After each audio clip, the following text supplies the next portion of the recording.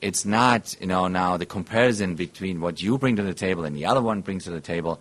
You as a coach, you have to make a decision based on what you want to execute in Brazil, what you want to see, how do you want to build those components into the entire group.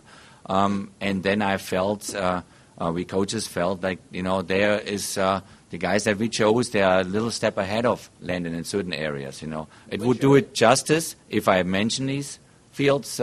Because, where maybe he has a little bit of a weakness, another guy has more strengths, where the other guy has some weaknesses, Landon has his strengths, So it is a very tight race for those spots, and in this moment now we feel like the other players, without naming any of those guys, are a tiny little bit ahead of him, and that's why we made that decision, which is obviously, understandably, the biggest topic out here. I think it's a roster.